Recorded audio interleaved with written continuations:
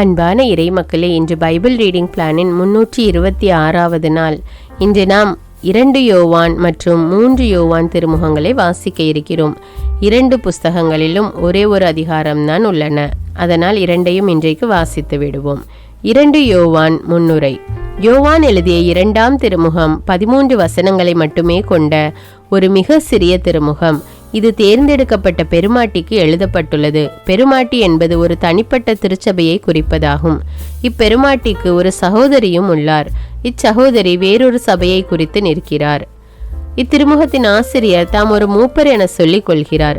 கிறிஸ்தவ சபைகளில் மூப்பர்கள் தலைமை பணி ஆற்றி வந்தார்கள். இம்மூப்பரது பெயர் குறிப்பிடப்படாததால் இவர் அக்காலத்தில் நன்கு அறிமுகமான ஒருவராக இருந்திருக்க வேண்டும். இத்திருமுகத்தை யோவான் எழுதினார் என மரபு கூறினாலும் அவர் சீடர் ஒருவர் இதனை எழுதியிருக்க வேண்டும் என அறிஞர்கள் கருதுகின்றனர். 1 யோவான் எழுதப்பட்ட காலத்திலேயே இத்திருமுகமும் எழுதப்பட்டிருக்க வேண்டும். திருமுக ஆசிரியரான மூப்பர் திருச்சபைக்கு எச்சரிக்கை விடுக்கிறார். தவறான போதனையின் அடிப்படையில் பிரிந்து சென்றோர் கிறிஸ்து மனிதரானதை ஏற்றுக்கொள்வதில்லை. தாங்கள் முன்னேறியவர்கள் என இவர்கள் கூறிக்கொண்டாலும் அந்த முன்னேற்றம் கிறிஸ்தவ கொள்கையின் எல்லையை மீறிய செயலாகும். இப்படிப்பட்டவர்களை கிறிஸ்தவர்கள் வரவேற்க கூடாது என்கிறார் ஆசிரியர். ஒருவர் மற்றவருக்கு அன்பு செலுத்தி இயேசுவை பற்றிய வரலாற்று உண்மைகளை உறுதியாக சார்ந்து நிற்க வேண்டும் என அவர் அறிவுறுத்துகிறார். இப்பொழுது நாம் 2 யோவான் அதிகாரம் 1 வாசிப்போம். 2 யோவான் அதிகாரம் 1. தேர்ந்தெடுக்கப்பட்ட பெருமாட்டிக்கும் அவள் பிள்ளைகளுக்கும் மூப்பனாகிய நான் எழுதுவது, உங்கள் மேல் எனக்கு உண்மையான அன்பு உண்டு. எனக்கு மட்டுமல்ல, உண்மையை அறிந்துள்ள அனைவருக்குமே உங்கள் மேல் அன்பு உண்டு. உண்மையின் பொருட்டு உங்கள் மீது அன்பு செலுத்துகிறோம். அந்த உண்மை நம்முள் நிலைத்திருக்கிறது. அது என்றென்றும் நம்மோடு இருக்கும். இவ்வாறு உண்மையையும் அன்பையும் கொண்டு வாழும் நமக்கு தந்தையாம் கடவுளிடமிருந்தும் அவர் மகன் இயேசு கிறிஸ்துவிடமிருந்தும் வரும் அருளும் இரக்கமும் அமைதியும் உரித்தாகுக. அன்பின் மேன்மை. தந்தையிடமிருந்து நாம் பெற்ற கட்டளைப்படி உம்முடைய பிள்ளைகளுள் சிலர் உண்மைக்கேற்ப நடப்பது கண்டு நான் பெருமகிழ்ச்சியுற்றேன். பெருமாட்டியே, நான் இப்பொழுது உம்மிடம் கேட்டுக்கொள்வது இதுவே, ஒருவர் மற்றவரிடம் அன்பு செலுத்துவோம். இதை நான் ஒரு புதிய கட்டளையாக எழுதவில்லை. இது தொடக்கத்திலிருந்தே நமக்குள்ள கட்டளை. நாம் அவருடைய கட்டளைப்படி வாழ்வதில் அன்பு அடங்கியுள்ளது. அந்த கட்டளை நீங்கள் தொடக்கத்திலிருந்து கேட்டறிந்ததுதான். அதை கடைபிடித்து வாழுங்கள். எதிர்கிறிஸ்துக்கள் பற்றிய எச்சரிக்கை. ஏனெனில் ஏமாற்றுவோர் பலர் உலகில் தோன்றியுள்ளனர். இயேசு கிறிஸ்து மனிதராக வந்தவர் என்னும் உண்மையை இவர்கள் ஏற்றுக்கொள்வதில்லை. இவர்களே ஏமாற்றுவோர், எதிர்கிறிஸ்துக்கள். உங்கள் உழைப்பின் பயனை இழந்து விடாமல் முழு கைமாறு பெற்றுக்கொள்ள கவனமாயிருங்கள். கிறிஸ்துவின் போதனையில் நிலைத்திராமல் வரம்பு மீறி செல்வோர் கடவுளை கொண்டிருப்பதில்லை. அவர் போதனையில் நிலைத்திருப்போரிடமே தந்தையும் மகனும் இருக்கிறார்கள். உங்களிடம் வருவோர் இப்போதனையை ஏற்காதிருப்பின் அவர்களை உங்கள் இல்லத்திலும் ஏற்றுக்கொள்ள வேண்டாம். அவர்களுக்கு வாழ்த்தும் கூற வேண்டாம். அவர்களுக்கு வாழ்த்து கூறுவோர் அவர்களை தீச்செயல்களிலும் பங்கு கொள்கிறார்கள்.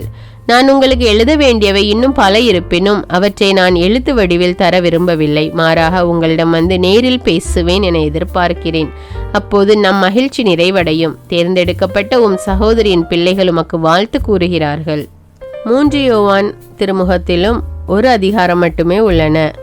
யோவான் எழுதிய 3ஆம் திருமுகம் 15 வசனங்களை மட்டுமே கொண்ட ஒரு சிறிய திருமுகம். இத்திருமுகம் காயு எனப்படும் தனி நபருக்கு எழுதப்பட்டுள்ளது.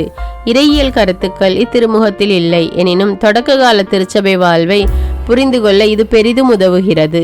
இத்திருமுகம் மூப்பர் ஒருவரால் எழுதப்பட்டது. மூப்பரின் பெயர் கொடுக்கப்படவில்லை.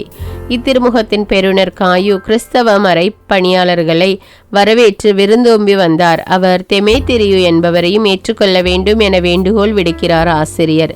தியோதிரபு என்பவர் இந்த மூப்பர் அனுப்பும் கடிதத்தையோ அவர் அனுப்பும் ஆள்களையோ ஏற்றுக்கொள்வதில்லை. அவர் கொள்கை அளவில் மூப்பரிடமிருந்து மாறுபட்டவராக அல்லது மூப்பரின் தலைமையை ஏற்றுக்கொள்ளாதவராக இருந்திருக்க வேண்டும். இத்திருமுகம் தொடக்க கால கிறிஸ்தவ நிலையை ஓரளவு சுட்டி காட்டுகிறது. தொடக்க கால திருச்சபையின் அதிகார அமைப்பையும் சபைகளின் தனித்தன்மையையும் இத்திருமுகம் எடுத்து காட்டுகிறது. சில மூப்பர்கள் பிற சபைகள் மீதும் அதிகாரம் கொண்டு விளங்கினாலும் நாள் செல்ல செல்ல ஒரு சபையின் மூப்பர் இன்னொரு சபையின் மீது செலுத்தும் அதிகாரம் வரவேற்கப்படவில்லை என்பதை இது காட்டுகிறது. தியோதிரபுவின் சிக்கலை தாமே நேரில் வந்து தீர்க்கப் போவதாக கூறுகிறார் திருமுக ஆசிரியர். இன்று 3ஆம் யோவான் அதிகாரம் 1 வாசித்து அறியறுக்கிறோம். 3 யோவான் அதிகாரம் 1.